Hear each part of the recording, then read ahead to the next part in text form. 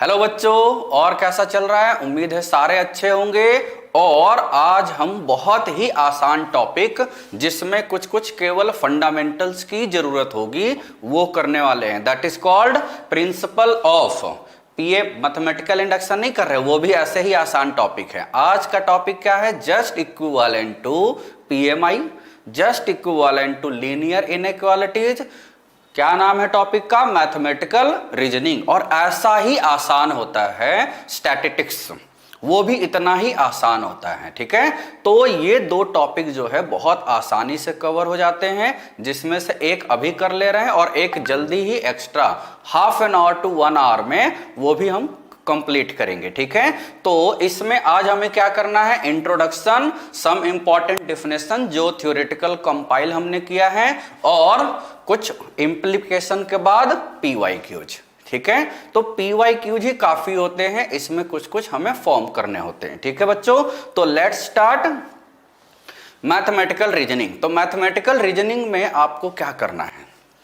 इसमें basically mathematical reasoning में आपको स्टेटमेंट के बारे में स्टडी करना है। स्टेटमेंट का मतलब लॉजिकल स्टेटमेंट, स्टेटमेंट है ना। अब क्या होता है स्टेटमेंट, ये जानते हो आप? स्टेटमेंट जानते हो ना? ठीक है, मैथमेटिकली लॉजिकल स्टेटमेंट। ठीक है, वैसे आगे हम ये सब सारा करेंगे। तो इसमें हमें क्या करना है? स्टेटमेंट के बारे में जानना है। यानी any sentence which is either true और फॉल्स बट नॉट बोथ। या तो ट्रू हो या फॉल्स हो बट नॉट बोथ, है ना, उसको मैथमेटिकली एक्सेप्टेबल स्टेटमेंट बोलते हैं। ठीक है, ये ध्यान देना है। कब कब किस केस में स्टेटमेंट नहीं होगा वो हम आगे करेंगे। अभी यहां जो कंपाइल हमने थ्योरी किया है, बेसिकली इसमें 2-3 लाइन की 2-3 पेज की थ्योरी है और उसके बाद पीवाईक्यूज है। ज्यादा इसमें कुछ करने की जरूरत नहीं होते हैं, एक ही जैसा सारा काम चलता है। ठीक है, तो स्टेटमेंट किसको बोलते हैं बच्चों? विच इज आइदर ट्रू और फॉल्स बट नॉट बोथ। ठीक है, आइदर ट्रू और फॉल्स, यही ना, आइदर ट्रू और फॉल्स बट नॉट बोथ। ठीक है, तो जो दोनों ना हो, जो दोनों ना हो, जैसे दोनों का मतलब कभी हो भी कभी ना हो, ये वाले केस इसमें नहीं लेने हैं। तो ये तो स्टेटमेंट हो गया। जैसे यदि हमने एग्जांपल बोला 2 इज एन ऑड नंबर, 2 एक ऑड नंबर है। अब देखो 2 एक ऑड नंबर है, ये जो एक मतलब सेंटेंस है, ये किसी को कंफ्यूज है क्या कि ये रियल मतलब सही है या ये गलत है? हर किसी को पता है कि ये कौन सा स्टेटमेंट है। भले फॉल्स है, फॉल्स स्टेटमेंट है ना, लेकिन स्टेटमेंट का मतलब फॉल्स सेंटेंस है बेसिकली, लेकिन स्टेटमेंट का डेफिनेशन तो है ही ये। तो इसका मतलब जो एग्जैक्ट बोला जा सके बच्चों, जो एग्जैक्ट बोला जा सके दैट इज ए स्टेटमेंट। भले वो ट्रू हो या फॉल्स हो, उससे हमें मतलब ना हो, है ना। जैसे यदि हम बोले मतलब ए इज ए, या एक जगह पर चलो कर लो ही, है ना, he is a smart boy, he is a smart boy.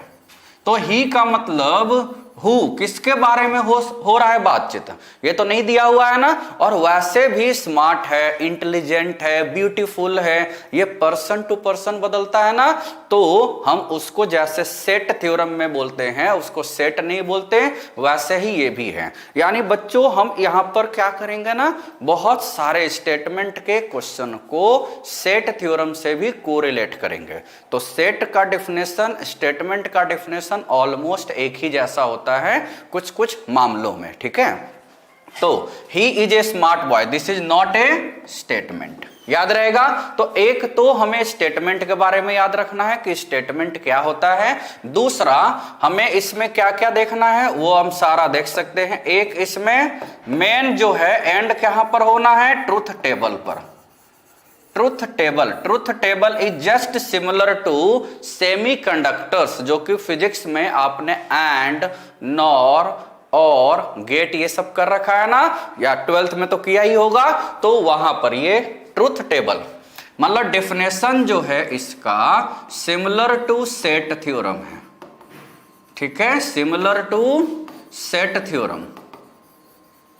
और जो ट्रूथ टेबल है दैट इज सिमिलर टू, ये सिमिलर टू क्या है, सेमीकंडक्टर गेट, है ना, सेमीकंडक्टर गेट, मतलब हमें समझने के लिए किसी फॉर्मेट में इसको लिख लेना है, ठीक है। तो उस तरीके से ट्रूथ टेबल हम याद रखते हैं। हर एक ऑपरेशन का, हर एक कनेक्टिव्स का एक अपना अलग स्टैंडर्ड होता है और उसी के अकॉर्डिंग हमें ट्रूथ टेबल करना है। तो हमें इसमें करना क्या है, एक तो स्टेटमेंट का डेफिनेशन है, फिर ट्रूथ टेबल पर पहुंचेंगे।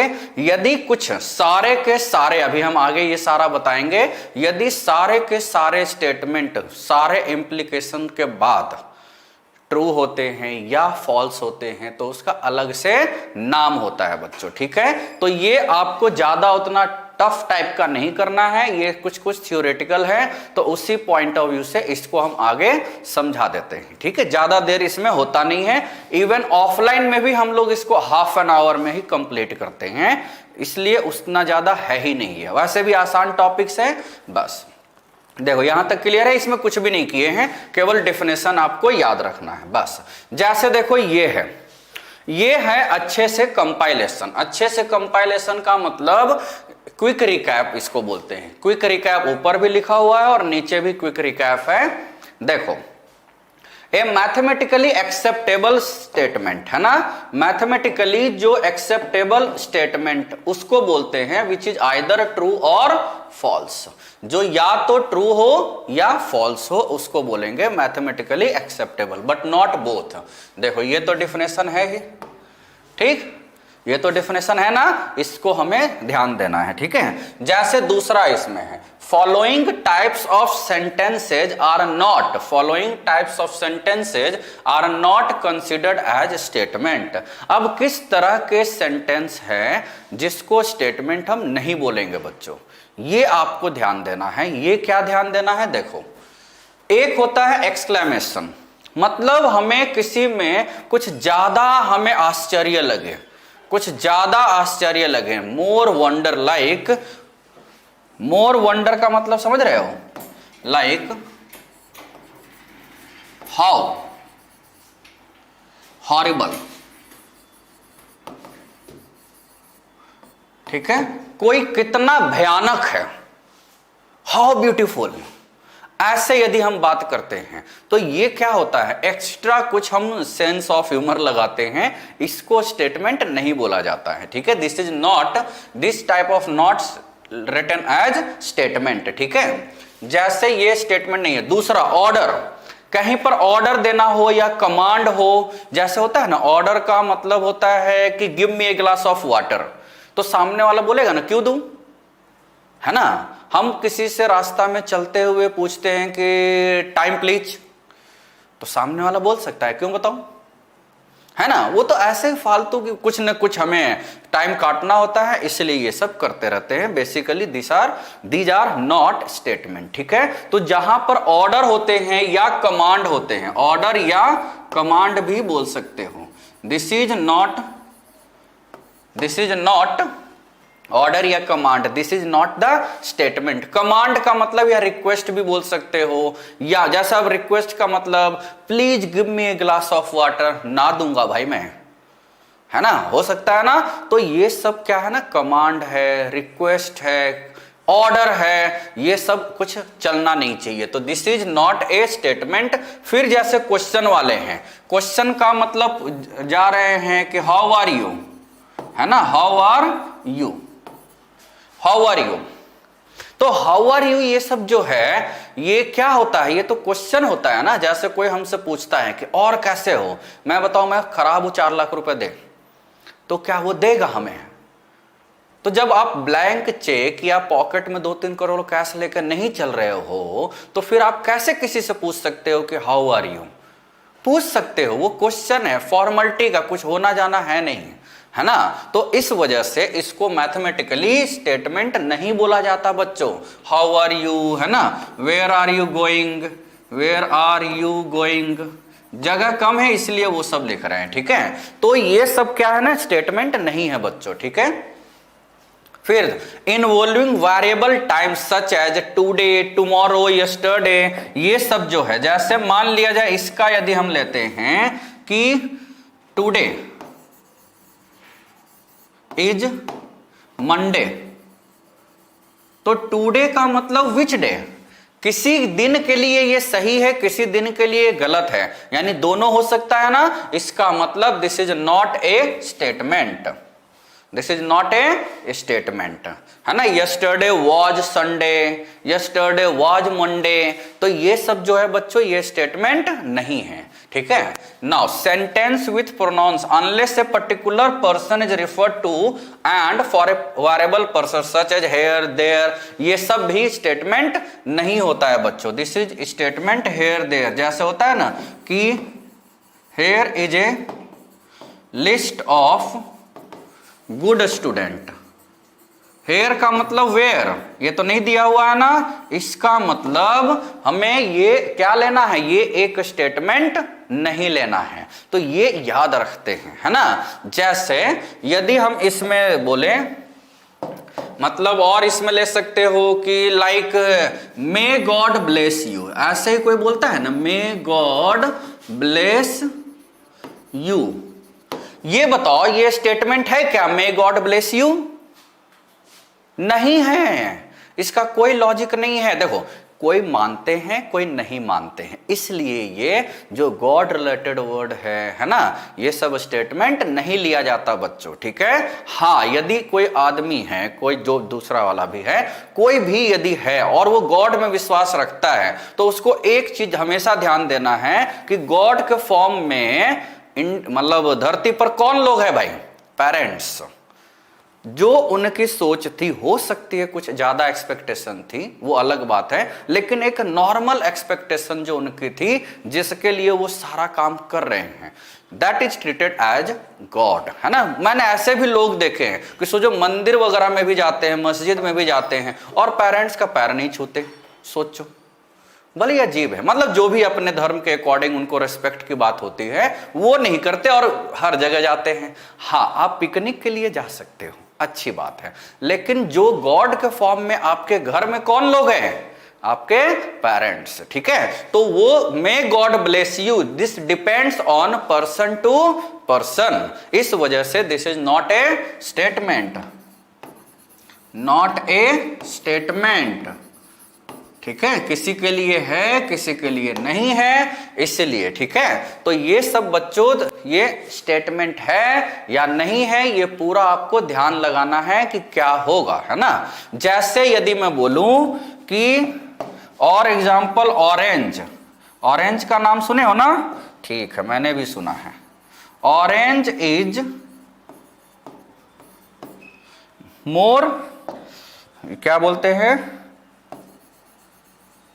मोर टेस्टियर लिख दे या फिर क्या बोल सकते हैं, चलो मोर टेस्टियर देन मैंगो।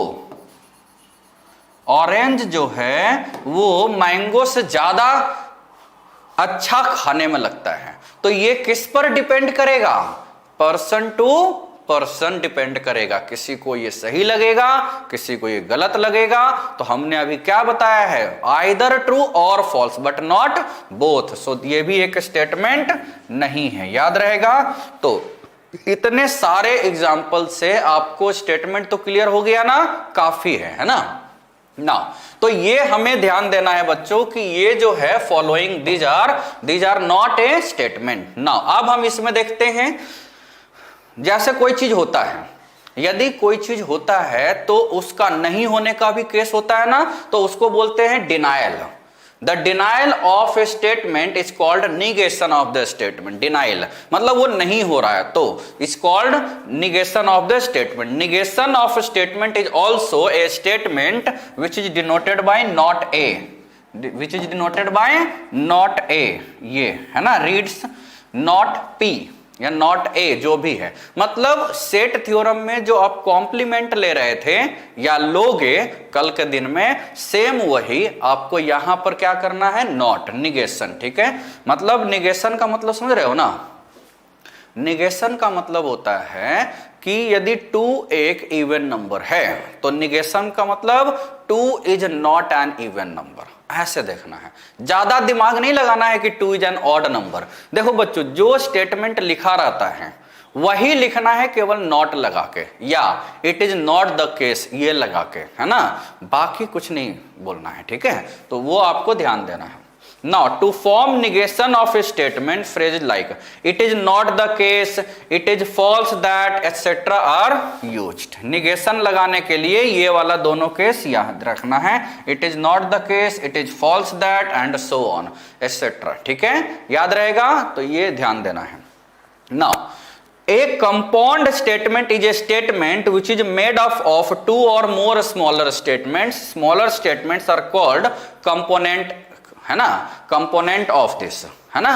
तो दो स्टेटमेंट है, दोनों को किसी कनेक्टिव्स, कनेक्टिव्स का मतलब जैसे सेट थ्योरम में यूनियन इंटरसेक्शन निगेशन होता था, वैसे ही निगेशन मतलब कॉम्प्लीमेंट, वैसे ही यहां भी यूनियन इंटरसेक्शन जैसा काम करेगा। तो ये कंपाउंड स्टेटमेंट है। Compound statements are formed by using connecting words like and use कर सकते हैं, और यूज कर सकते हैं, फ्रेजेज इफ देन, है ना, if then, only if and only if, there exist, ये सारे के सारे क्या है बच्चों, these are the connectives, these are the connectives. Connectives का मतलब कोई भी इसमें यूज कर सकते हैं, कोई भी उसमें यूज कर सकते हैं, ये ध्यान देना है, याद रहेगा। ओके, तो यहां से ये हम जानबूझ करके कंपाइलेशन ऑफ थ्योरी है, उससे आपको आगे बढ़ना है। ये वाला नोट कर लिया ना, ठीक है। जैसे अब इसमें हमें ध्यान ये देना है, the compound statement which uses basic connectives and का मतलब दो, हमें इसमें ना कुछ बातें याद रखनी है ना। सेट थ्योरम है, क्योंकि सेट थ्योरम भी बच्चों आपको याद रखना है, वैसे हम कल करेंगे। और ये है एमआर, मैथमेटिकल रीजनिंग। एमआर का मतलब मैथमेटिकल रीजनिंग। तो इसमें क्या है, जैसे यूनियन लिए थे तो यहां पर ये वाला यू हो जाएगा, इंटरसेक्शन लिए हैं तो ये वाला हो जाएगा, इसमें कॉम्प्लीमेंट लिए हैं ए सी, तो ये निगेशन ऑफ ए हो जाएगा। यानी ए के जगह पर हम क्या लिख लेंगे, पी। स्टेटमेंट में ना छोटा वर्ड यूज किया जाता है, छोटा लेटर, और वहां कैपिटल लेटर यूज किया जाता है। तो ये तीन तो हमें ऐसे ही समझना है, कंपेयर करना है, ठीक है, याद रहेगा। Now and is true if all its component statements are true, false if any of its component statement is false.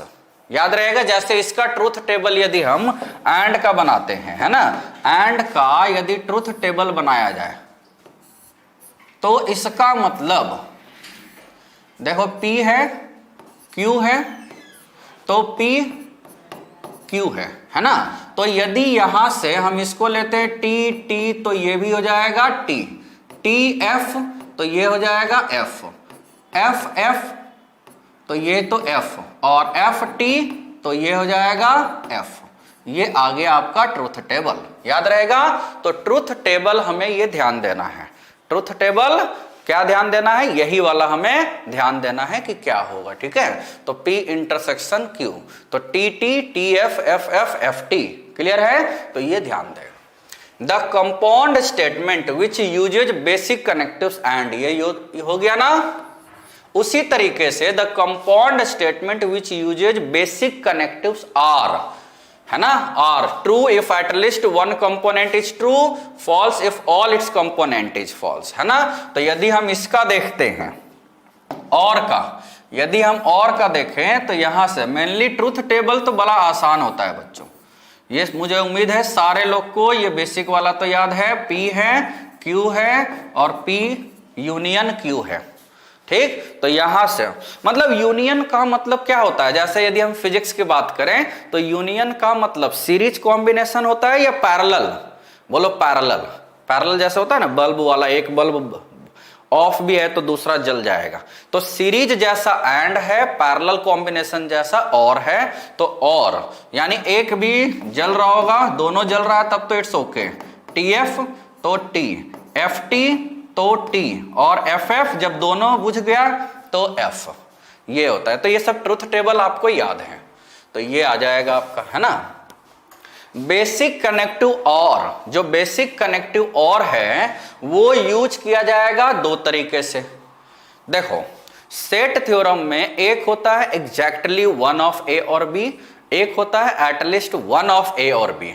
At least one में ए और बी और बीच वाला भी लेते हैं, आइदर ए और बी और बोथ। एग्जैक्टली वन में हम केवल एग्जैक्टली वन में हम केवल क्या लेते हैं, आइदर ए नॉट बी और बी नॉट ए, वो याद रखना है, ठीक है। तो एक्सक्लूसिव और व्हेन कनेक्टिव और is used in the sense of statement P और Q बट नॉट बोथ, है ना। तो एक एक्सक्लूसिव होता है और एक इंक्लूसिव होता है, ठीक है। सोच लो इसमें यदि हम लेते हैं, यदि हम सेट जैसा लेते हैं, है ना, तो सेट ये वाला और ये वाला, तो इसमें यदि हमें कलर करना है बच्चों तो ये वाला केवल ये होगा, बीच वाला कलर नहीं होगा, बीच वाला कलर नहीं होगा, ये एक्सक्लूसिव में होगा, और इंक्लूसिव में तो पूरा होगा, ठीक है। एक्सक्लूसिव और इंक्लूसिव में वो ध्यान देते हैं, याद रहेगा, ये हमें अच्छे से ध्यान देना है, उस हिसाब से हमें देख लेना है, ठीक है। याद रहेगा कि नहीं। जैसे हम मान लिया जाए कोई स्टेटमेंट लेते हैं, कोई भी स्टेटमेंट लेते हैं कि इफ टू, इफ या ये इफ नहीं लेते हैं, मतलब और लगाते हैं, 2 और 3, है ना, 2 और 3 इज डिविजिबल बाय 6, तो 2 भी डिविजिबल बाय 6 है, 3 भी डिविजिबल बाय 6 है, और बोथ का मतलब 6 इज डिविजिबल बाय 6 है ना। क्लियर है यहां तक। तो इस तरह का कंसेप्ट जो है वो इंक्लूसिव और के लिए आया। किसके लिए आया?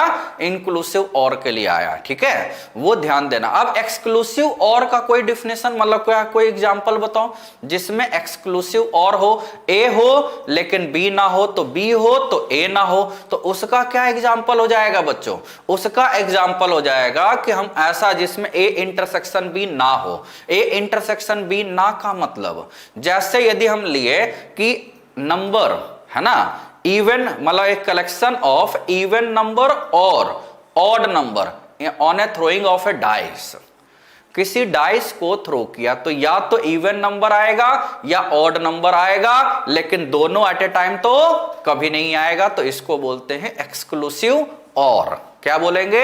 एक्सक्लूसिव और। याद रहेगा, ठीक है। तो ये इंक्लूसिव और एक्सक्लूसिव याद रखते हैं। Now a sentence with if P then Q, ये इंप्लीकेशन होते हैं ये सब। If P then Q can be written in the following ways, can be written as a following ways. P implies Q denoted by P arrow, ये मतलब reaction वाला किया हो ना, रिवर्सेबल रिएक्शन, सेम वही। If P implies Q, P is sufficient condition for Q, Q is necessary condition for P, P only if Q, negation of Q implies negation of P। मतलब if P then Q, if P then Q, लेकिन necessary condition नहीं है। देखो हमने ये बोला कि if I have a driving license, if I have a driving license then I will know the driving। तो if and then हुआ यहां पर, if I have a driving license then I know driving। लेकिन driving जानने के लिए driving licence का होना और नहीं होना ये कोई जरूरी तो नहीं है बच्चों। मतलब यदि P हो रहा है तो इससे Q पर ना कोई कंडीशन नहीं लगा कि वो हो या ना हो, ये एक ध्यान देते हैं, ठीक है। तो यहां पर हमें ये ज्यादा ये सब नहीं ध्यान देना है, हमें क्या करना है, इफ P एंड देन का देखो वो बना लेते हैं। क्या बना लेते हैं? व्हेन, ये ट्रूथ टेबल, ये जैसे ये P है,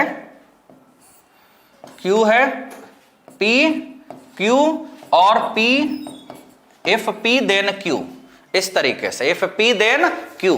तो यदि ये बनाते, एक बार एरो रहेगा या दो बार भी एरो हो सकता है, ये वाला या दोनों, एक तरह से दोनों से सेम है ना। ये लिखा रहेगा या P Q, ठीक, दोनों एक ही चीज है, दिख रहा होगा ना सबको। जैसे देखो इसमें यदि हमने लिया ट्रू ट्रू, ये 4 केस होते हैं ना, तो यदि हमने ट्रू लिया तो यहां हो जाएगा ट्रू, ठीक है, ट्रू ट्रू। यदि हमने लिया ट्रू फॉल्स तो यहां हो जाएगा फॉल्स। यदि हमने यहां फॉल्स लिया, यहां ट्रू है तो यहां हो जाएगा ट्रू, और फॉल्स फॉल्स लिया तो ट्रू हो जाएगा। यानी एक ही केस में बच्चों ये फॉल्स है, एक ही केस में ये क्या है, फॉल्स है, एक ही केस में फॉल्स है ना। कौन कौन सा केस, ये केवल जब T और F है। अब इसको याद रखने के अलग अलग तरीके हैं कि एक ही केस में ये फॉल्स होता है जब T F होता है। जैसे होता है ना कि यदि हम सोचे कि ट्रू, ट्रू का मतलब होता है सच्चा आदमी, ट्रू का मतलब क्या होता है, सच्चा आदमी। F का मतलब होता है झूठा आदमी, ऐसे भी सोच सकते हैं, है ना। तो सच्चा आदमी और जो सपोर्ट करता है वो ट्रू होता है। सच्चा आदमी सच्चे आदमी को हमेशा सपोर्ट करता है। सच्चा आदमी ना भला खराब होता है, सच्चा आदमी झूठे आदमी को कभी सपोर्ट ही नहीं करता। झूठा आदमी सच्चे आदमी को सपोर्ट करता है, ये ध्यान देना, क्योंकि जो झूठा होता है वो डरा होता है ना, वो हमेशा सच्चे से डरा होता है। सच्चा आदमी एक ईगो लिए चलता है कि आई एम गुड, वो झूठे को कभी सपोर्ट नहीं करेगा क्योंकि वो सच्चा है। झूठा आदमी सच्चे आदमी को सपोर्ट करता है, सपोर्ट का मतलब ट्रू। झूठा आदमी अपनी बिरादरी वाले को तो सपोर्ट करेगा ही, तो झूठा आदमी झूठे आदमी को तो सपोर्ट करेगा। यहां से समझ सकते हैं। वैसे ध्यान देना है कि केवल TF होगा तो F होगा, बाकी हर केस में TTT होता है, ये ध्यान देते हैं, याद रहेगा बच्चों। अब इसमें इफ एंड ओनली इफ का एक और केस याद रखना है, if and only if. If and only if का मतलब होता है कि इधर भी जा रहा है और इधर भी जा रहा है, ठीक है। तो इधर भी जा रहा है और इधर भी जा रहा है, इसका मतलब P, इसका मतलब क्या हो गया, P जा रहा है Q और इंटरसेक्शन Q जा रहा है P, इन दोनों का इंटरसेक्शन होता है ये। P जा रहा है Q और Q जा रहा है P। तो इसका भी हम ट्रूथ टेबल अभी आगे अगले वाले पेज में बना लेते हैं। तो आपको एक तो ट्रूथ टेबल याद रखना है, इसी से हमें सारा आइडिया लगता है। देखो इसका ना हम अगले पेज में बनाते हैं ट्रूथ टेबल, ठीक। देखो अगले पेज में अब यहां बना लेते हैं, ये पिछले ही पेज का है बच्चों ट्रूथ टेबल, ठीक है। P है, Q है और P if and only if Q। तो इसमें यदि लेना है तो इसमें ना एकदम बड़ा आसान होता है। TT तो T हो जाएगा, TF तो F हो जाएगा, FT तो F हो जाएगा, FF तो T हो जाएगा, ये होता है इसमें, ठीक है, याद रहेगा।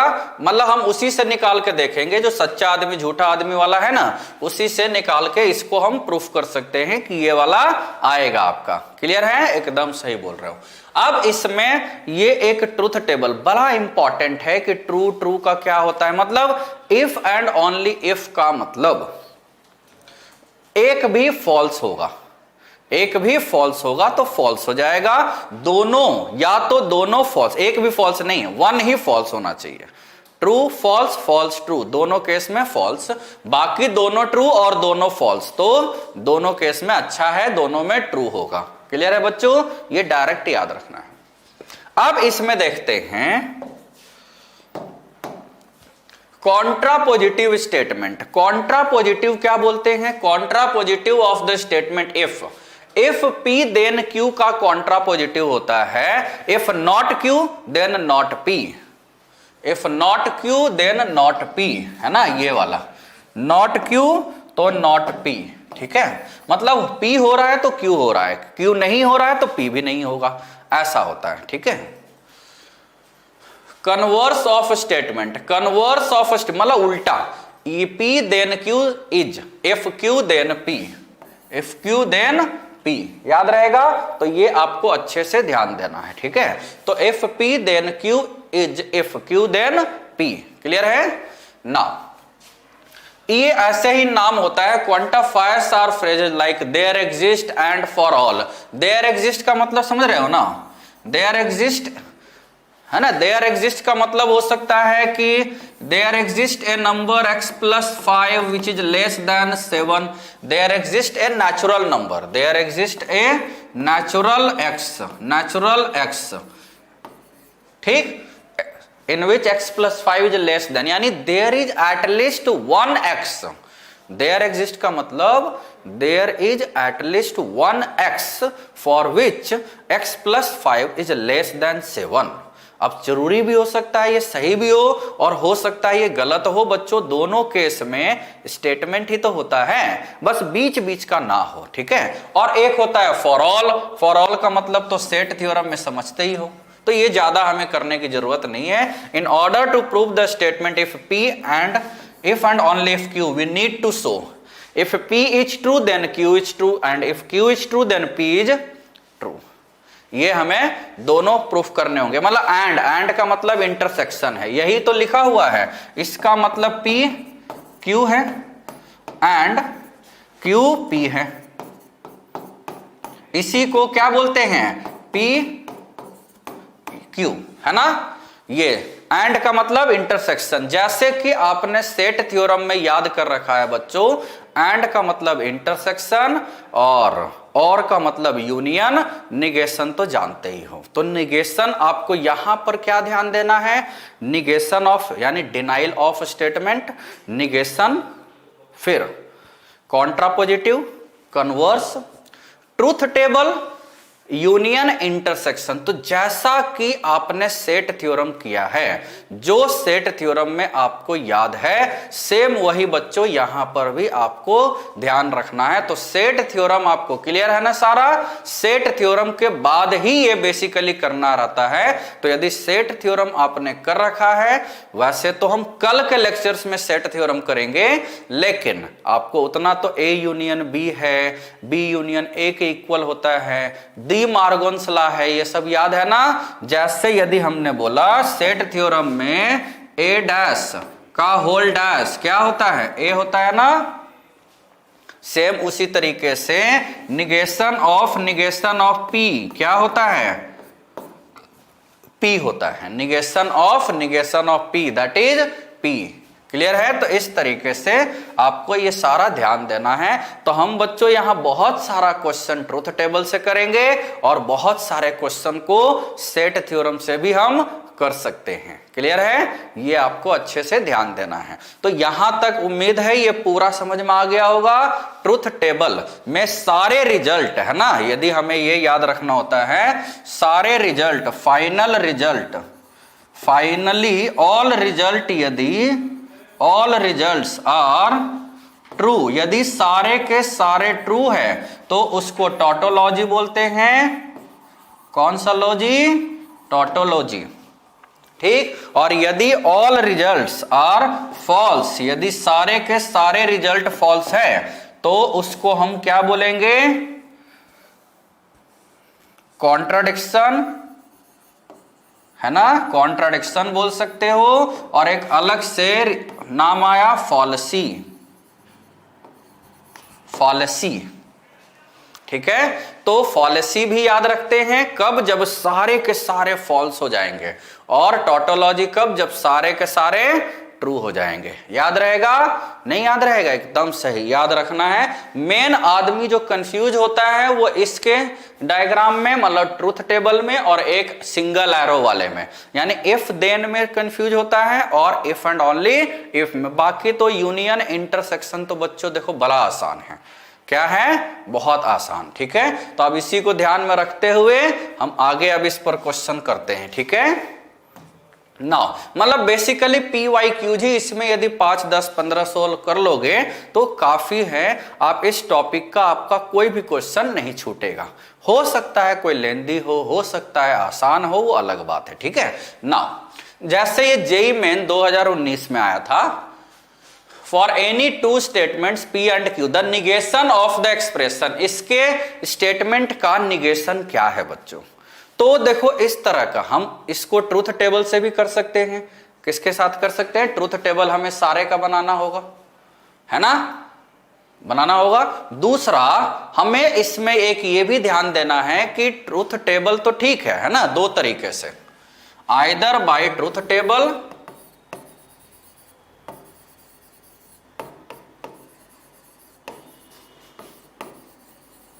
और bye simple set theorem. Set theorem से भी इसको आप कर सकते हो, ठीक। तो सेट थ्योरम या ट्रूथ टेबल दोनों में से कैसे भी आ जाएगा। जैसे मुझे ना, अब आपको यदि सेट थ्योरम किया हुआ है तो सेट थ्योरम से करो, मुझे किया हुआ है तो मैं उसी से कर लेता हूं, वैसे ट्रूथ टेबल से भी कर सकते हैं। तो देखो P को यदि हमने लिखा A, है ना, और Q को लिखा B सेट थ्योरम में, तो ये बेसिकली क्या है? A union B, sorry A dash ना, A डैश इंटरसेक्शन B, यही तो लिखा हुआ है, ये लिखा हुआ है ना, A union A dash intersection B, वही लिखा हुआ है ना। तो दिस इज, अब इसका कह रहा है निगेशन, ये लिखा हुआ है ना, तो इसका निगेशन पूछ रहा है। इसका निगेशन मतलब कॉम्प्लीमेंट यानी dash.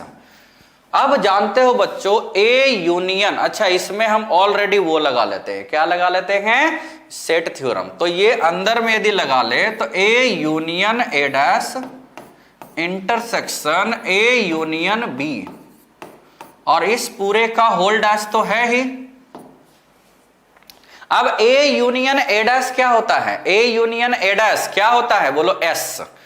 A union A dash क्या होता है? S। S का मतलब यूनिवर्सल सेट, या सेट थ्योरम में यूनिवर्सल को और भी कुछ बोल सकते हो, है ना, मतलब सैंपल स्पेस है ये सब में। तो चलो यूनिवर्सल सेट ले लेते हैं, है ना। तो अब इन दोनों का ये तो यूनिवर्सल सेट आ गया S, और इंटरसेक्शन A यूनियन B, तो छोटा और ज्यादा का इंटरसेक्शन क्या होता है? कम और ज्यादा का इंटरसेक्शन कम होता है ना, यदि दोनों में है तो। इसका मतलब ये तो आपका A यूनियन B का होल डैश आ गया, इसका A dash intersection B dash, यही होता है ना D Morgan's law. D Morgan's law यानी A dash intersection B dash, यानी माइनस ऑफ P, इसको अब हम क्या लिखेंगे? Minus of P intersection minus of Q। तो minus of P intersection minus of Q, आसान है ना। तो इस तरीके से हम इसको कर सकते हैं।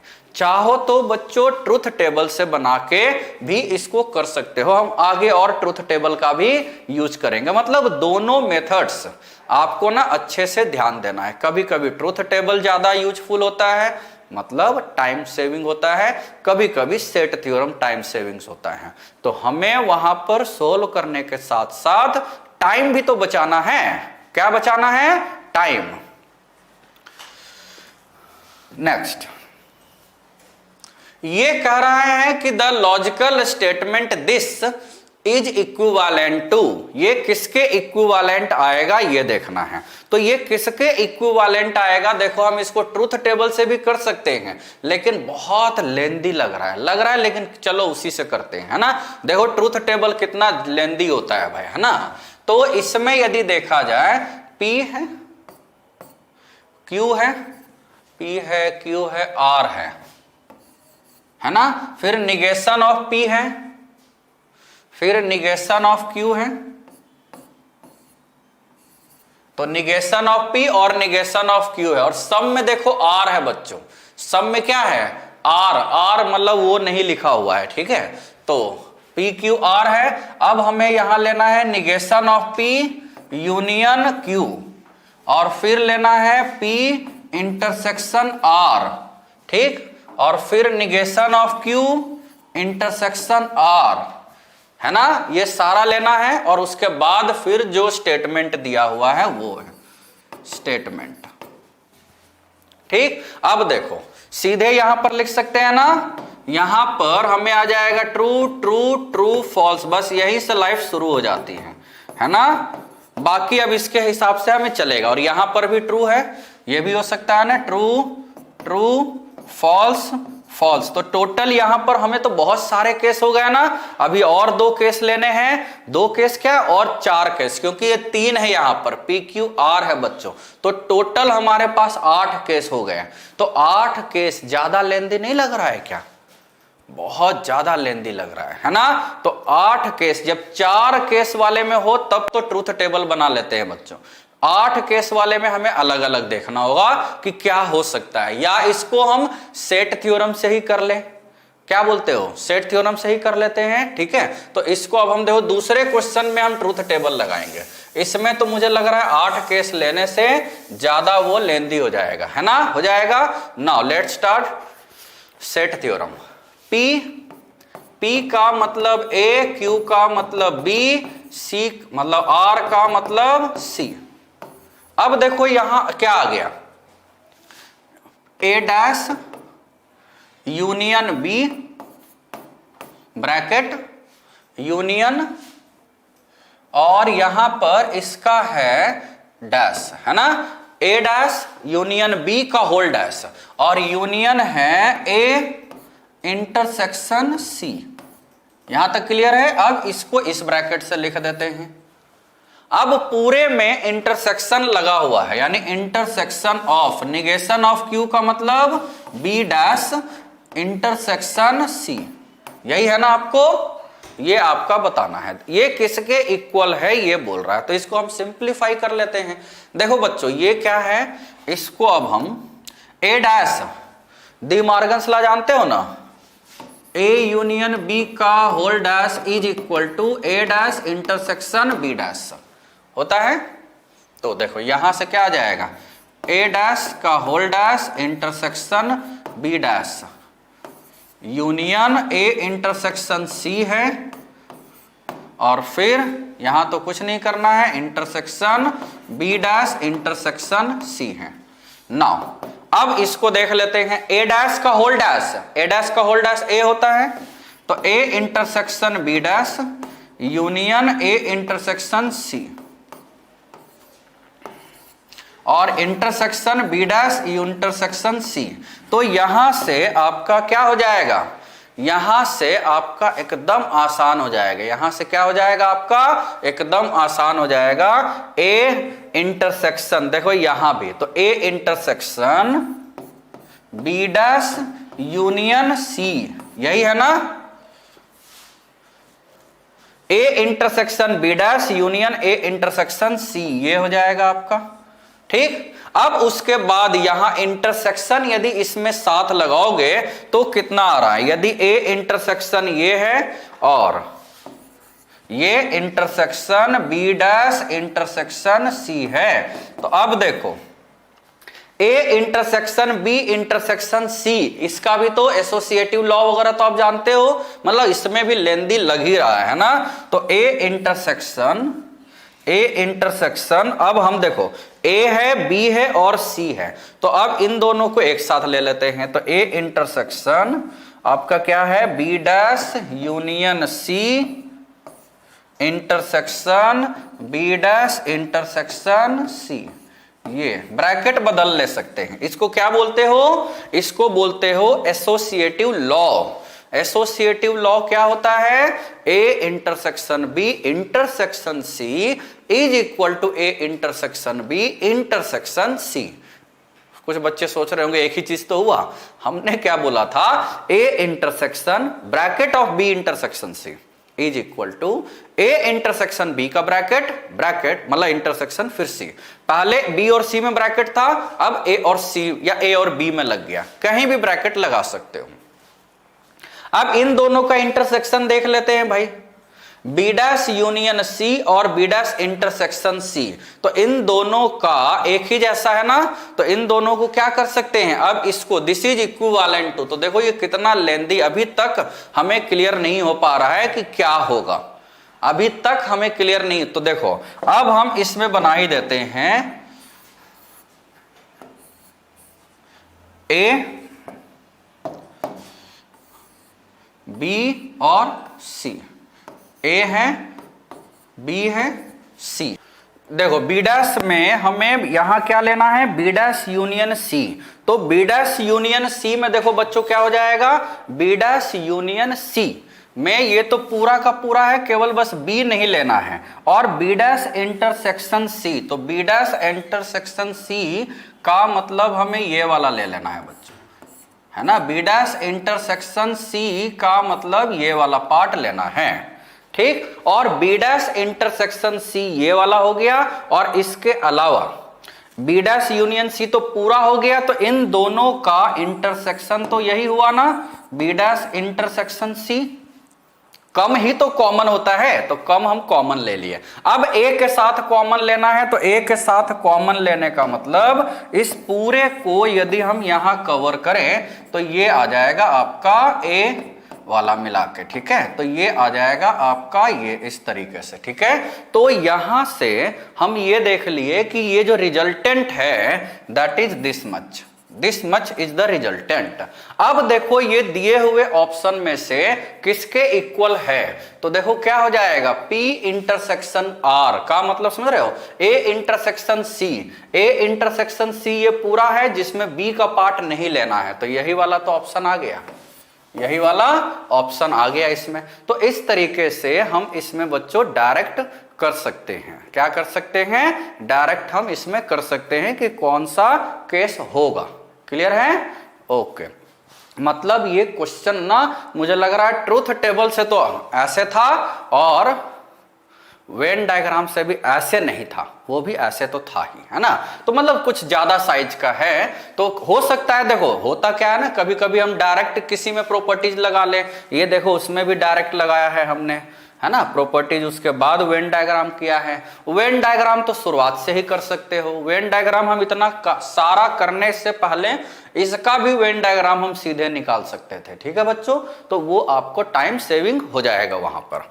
नाउ अब देखो इसमें नेक्स्ट ये कह रहा है जेईई मेन 2019 में contrapositive of the statement. Contrapositive बताया हमने, देखो बताया है, ठीक है। क्या था, contrapositive if P then Q का कॉन्ट्रा पॉजिटिव क्या होता है, if not Q then not P, यही ना। यदि P हो रहा है तो Q होगा, तो नहीं Q होगा तो नहीं P होगा, है ना। तो सीधे हम ले सकते हैं। तो contrapositive if two numbers are not equal then their squares are not equal, ये दे रखा है। तो P जो है दो नंबर्स आर नॉट इक्वल है, ये लिखा हुआ है, और Q जो है their squares are not equal है, तो दोनों में नॉट नॉट हट जाएगा। तो इसका मतलब if the squares of the two, squares पहले आएगा, squares of the two numbers are equal then the numbers are equal, बस यही ना। मतलब हमें स्टेटमेंट से नहीं ध्यान देना है बच्चों कि स्टेटमेंट क्या कह रहा है, शुरुआत मतलब सही है या गलत है उससे हमें मतलब नहीं है।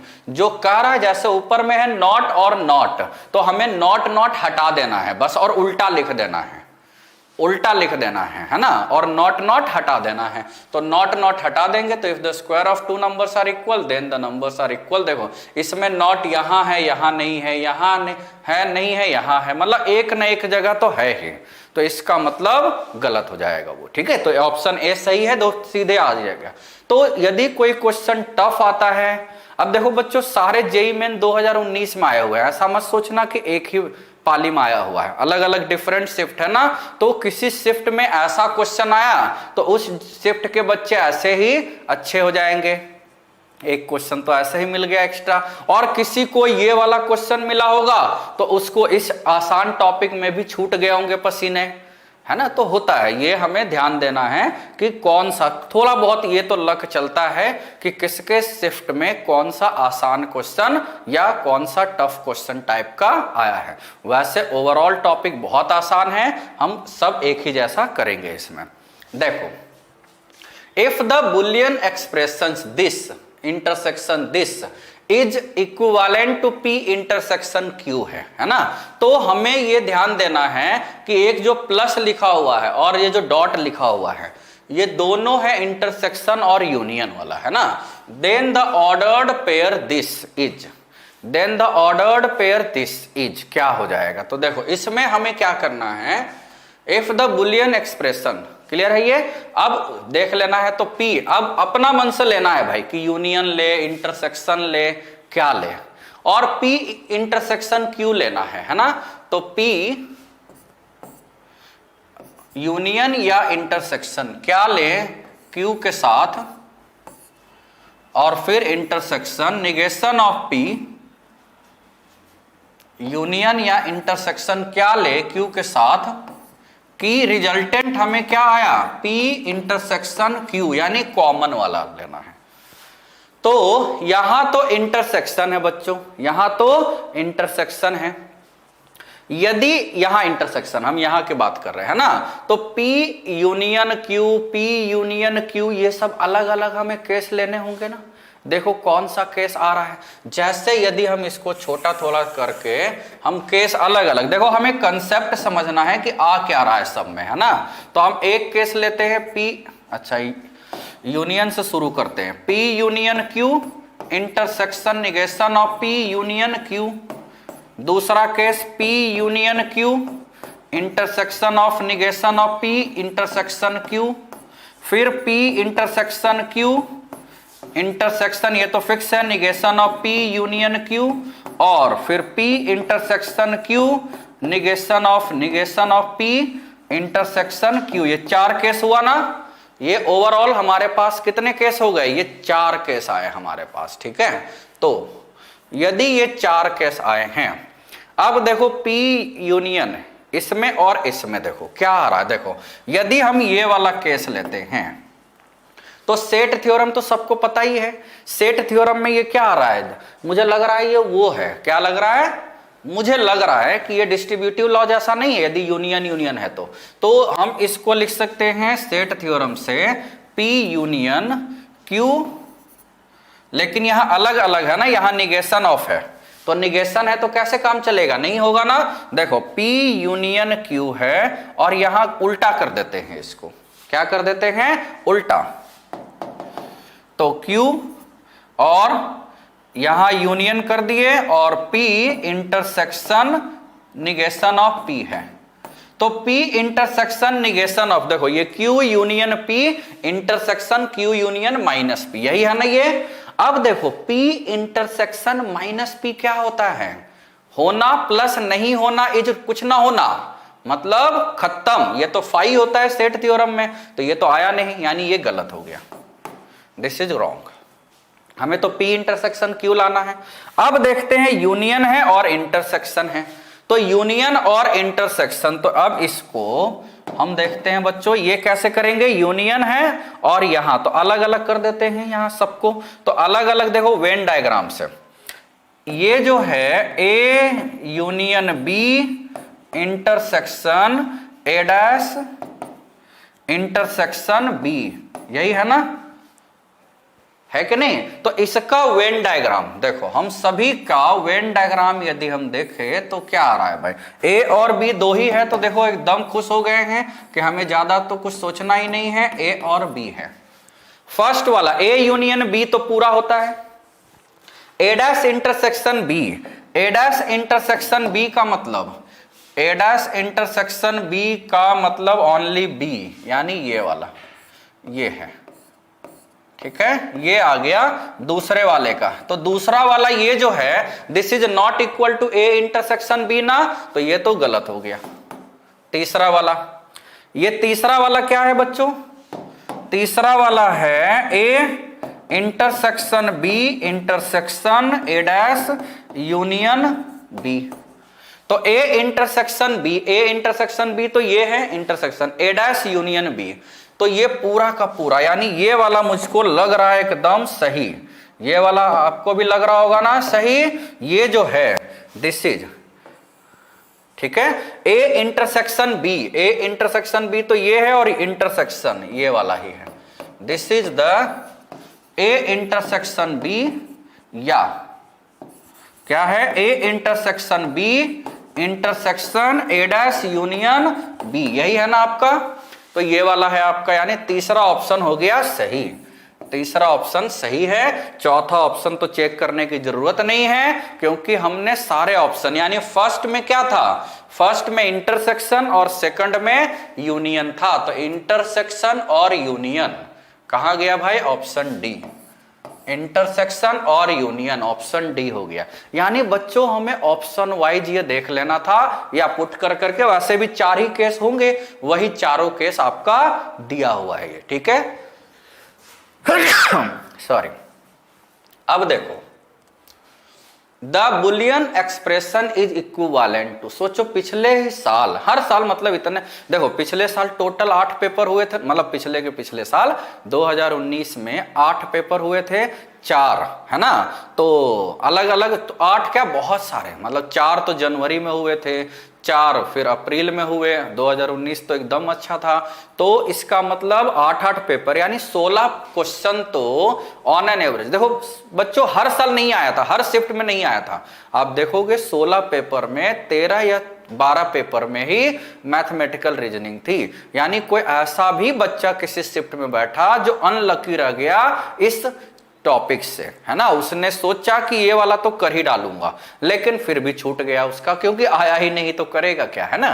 तो ये रहता है, कभी ऑन एन एवरेज हर साल आते हैं, है ना, या हर शिफ्ट में। तो P इंटरसेक्शन Q, फिर P यूनियन ये और ये इज इक्विवेलेंट टू। देखो हम यहाँ ज्यादा से ज्यादा, अभी तक कोई बच्चा सोच रहा होगा कि यार अभी तक तो हमने ट्रूथ टेबल बनाया ही नहीं है, जो कि इस टॉपिक का कंसेप्ट है। हम तो सारे दूसरे टॉपिक के कंसेप्ट, यानी सेट थ्योरम से ही सारा कर रहे हैं, है ना। चाहो तो ट्रूथ टेबल से भी कर सकते हो, है ना, ये वाला ट्रूथ टेबल से करे क्या, हाँ कर लेते हैं, है ना। तो इसमें देखो क्या हो जाएगा, चलो ट्रूथ टेबल, है ना, तो इसमें एक P है, Q है, निगेशन ऑफ P है, निगेशन ऑफ Q है, फिर P इंटरसेक्शन Q है, फिर P union negation of Q है, फिर negation of P intersection negation of Q है। यही है ना, ये दे रखा है हमारे पास। तो देखो अभी यहां हम ले लेते हैं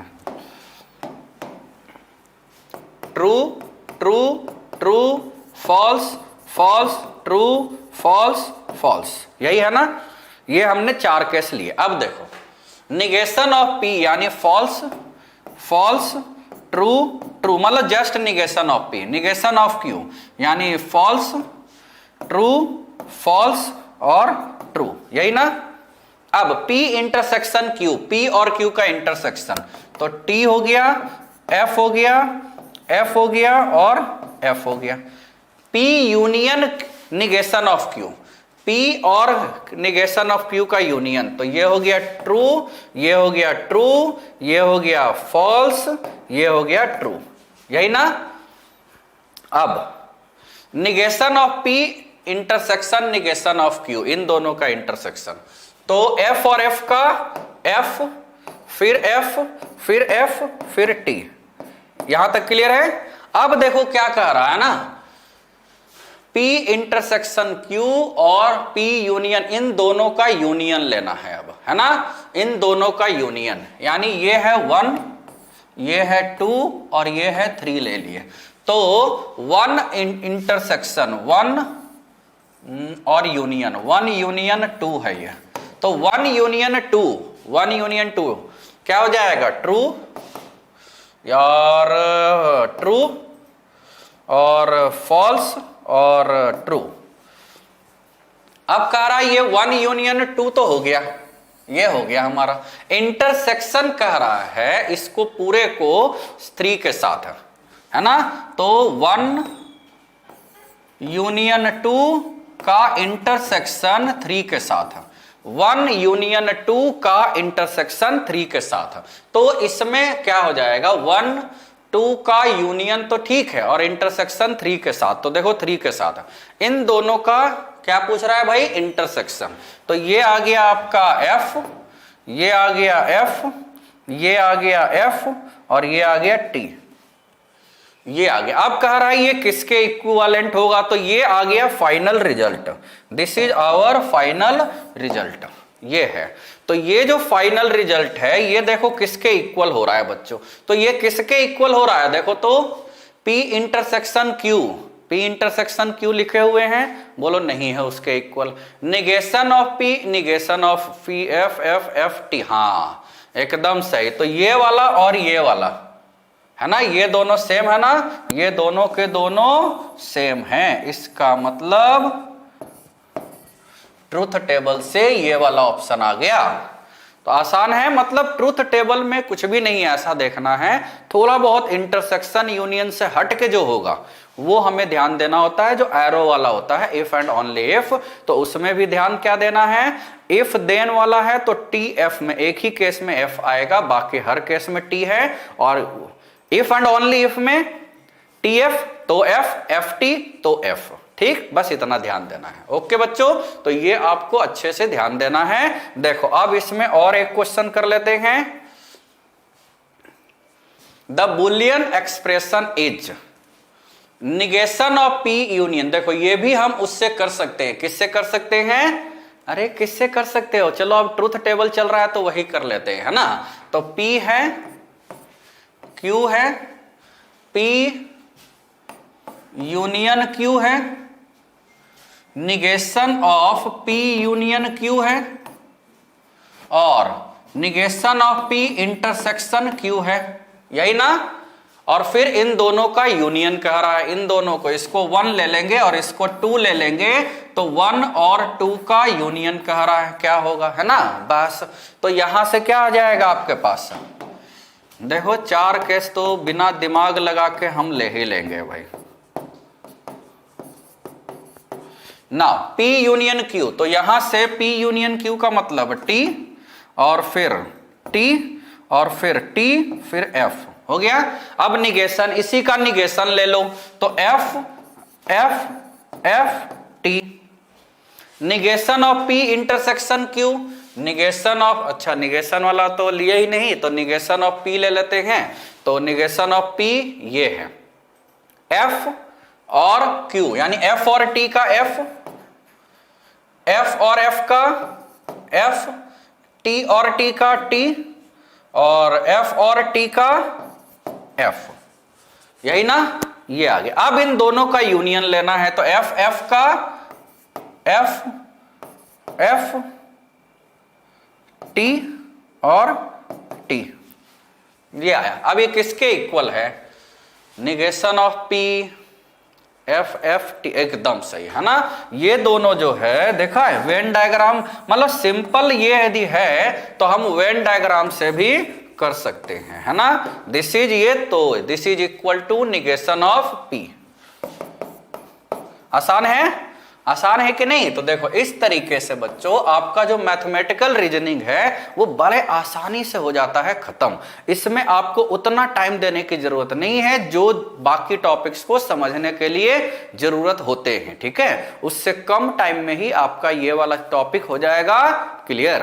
क्लियर है बच्चों, ये आपको ध्यान देना है। ओके ओके, जैसे एक और क्वेश्चन कर लेते हैं भाई। ये कह रहा है कि ये स्टेटमेंट जो है ये फॉल्सी है, और ये जो है ये कह रहा है कि ये है टोटोलॉजी। तो बताना है कौन सा स्टेटमेंट सही है और कौन सा स्टेटमेंट गलत है, मतलब है ना। स्टेटमेंट वाइज क्वेश्चन आया था, ये जेईई मेन 2013 का क्वेश्चन है। तो देखो ये हम फर्स्ट वाला निकाल लेते हैं, है ना। तो P इंटरसेक्शन माइनस Q, देखो एक और बस कर लेते हैं, P Q negation of P negation of Q, बस यही है ना। और P intersection of negation of Q, P Q P intersection negation of Q और negation of P intersection Q, और फिर 1 और 2 का हम मर्ज करेंगे। 1 और 2 का हम क्या लेंगे अगला, इंटरसेक्शन, है ना। 1 इंटरसेक्शन 2 ले लेंगे, ठीक है। तो अब देख लेते हैं। तो देखो यहां से T T T F F T F F, यही है ना। तो देखो यहां से क्या हो जाएगा, P निगेशन मतलब इंटरसेक्शन, इंटरसेक्शन का मतलब जो बोले थे ना सीरीज कॉम्बिनेशन, तो T और एफ का, एफ हो गया एफ मतलब टी और टी का, टी हो गया एफ और एफ का, एफ हो गया एफ और टी का, एफ हो गया। फिर निगेशन ऑफ पी, एफ और टी का, एफ और टी का एफ, टी मतलब एफ और एफ का एफ, और टी और टी का टी, और टी और एफ का एफ। अब इन दोनों का इंटरसेक्शन, इन दोनों का इंटरसेक्शन क्या हो जाएगा, एफ एफ एफ एफ। तो ये सारे के सारे क्या है बच्चों, फॉल्स है, दैट इज दिस इज फॉलेसी, या कॉन्ट्राडिक्शन भी बोल सकते हो। यानी ये स्टेटमेंट 1 तो ट्रू हो गया, स्टेटमेंट 1 तो क्या हो गया, ट्रू है। अब इसी तरीके से आप लोग स्टेटमेंट 2 भी देख सकते हो। देखो ये भी देख लेते हैं, है ना, P जा रहा है Q की ओर, है ना, तो ये वाला देखो P है Q है, P जा रहा है Q की ओर, इफ P देन Q, और फिर निगेशन ऑफ Q जा रहा है निगेशन ऑफ P की ओर, तो ये हो गया 1, ये हो गया 2, और फिर 1 जा रहा है 2, 1 इफ एंड ओनली इफ 2, ये वाला है ना। मतलब ये इसका क्वेश्चन नहीं किए थे इसलिए ये अभी कर ले रहे हैं, ठीक है। तो देखो T T T F F T F F, यही है ना आपका। तो ये वाला जो है देखो P जा रहा है Q, तो ये क्या हो जाएगा, सच्चा आदमी सच्चा आदमी सच्चा आदमी, झूठा आदमी झूठा आदमी, सच्चा आदमी सच्चा आदमी, वही रहेगा ना, ये आ गया। अब देखो negation of Q arrow negation of P, अब ये कैसे होगा, निगेशन ऑफ Q यानी F, F जा रहा है F की ओर, तो ट्रू T होगा, ट्रू जा रहा है F की ओर, T यदि F की ओर जाता है तो F होता है ना, फॉल्स ट्रू की ओर जा रहा है तो ट्रू होगा, और ट्रू की ओर जा रहा है तो ट्रू होगा। अब इन दोनों का इफ एंड ओनली इफ, तो इफ एंड ओनली इफ में क्या बोले थे, इफ एंड ओनली इफ में if and then t, if and then t यानी t if and only if, तो वहां से टी एफ है तो एफ होगा, एफ टी है तो एफ होगा, बाकी दोनों केस में टी। तो टी और टी का if and only if T, F और एफ का भी एफ, दोनों है ही नहीं तो टी और टी। इसका मतलब ये भी एकदम सही आ गया, ये क्या हो गया, टॉटोलॉजी, ये आ गया आपका टॉटोलॉजी। तो ये भी स्टेटमेंट क्या है बच्चों, ये है ट्रू, यानी ये भी स्टेटमेंट है ट्रू, है ना। तो दिस इज टॉटो, अरे कौन सा लॉजी, याद रहेगा। तो इस तरीके से आपको ये सारे स्टेटमेंट वाइज हमें देख लेने हैं। तो आंसर क्या हो गया, करेक्ट एक्सप्लेनेशन की जरूरत है क्या, मतलब उसमें इसका यूज हुआ है कि नहीं हुआ है, नहीं ना। इस वजह से इसमें ना इस तरह से बड़ा कंफ्यूजन होता था कि करेक्ट एक्सप्लेनेशन है या नहीं है। इस वजह से देखोगे बच्चों, आज से मतलब 5-10 साल पहले से ही ज्यादा असर्शन रीजन टाइप का ना क्वेश्चन आते ही नहीं है, और अब तो नोटिफिकेशन भी आ चुका है कि असर्शन रीजन आएंगे ही नहीं, है ना। अभी से नहीं, पिछले 5-6 साल से एक भी क्वेश्चन ऐसे कम से कम मैथ्स में नहीं आते हैं, क्योंकि कंफ्यूजन होता है कि कौन सा आ रहा है किस पर। और कोई कोई बच्चा तो ऐसा भी होता है कि बिना उस एक्सप्लेनेशन को यूज किए भी आंसर ले आता है, इस वजह से आना ही बंद हो गया वो। लेकिन हम यहाँ कंसेप्ट के लिए इसको कर रहे थे। तो पूरी उम्मीद है मुझे कि जो मैथमेटिकल रीजनिंग नाम का ये जो टॉपिक है आपका एकदम अच्छे तरीके से समझ में आ गया होगा, और इसी को हम आगे हमने बहुत सारे क्वेश्चन में सेट थ्योरम यूज किया है। तो हम कल के लेक्चर में क्या करेंगे, set theorem with relation and function. तब तक के लिए बच्चों bye bye, okay, thank you.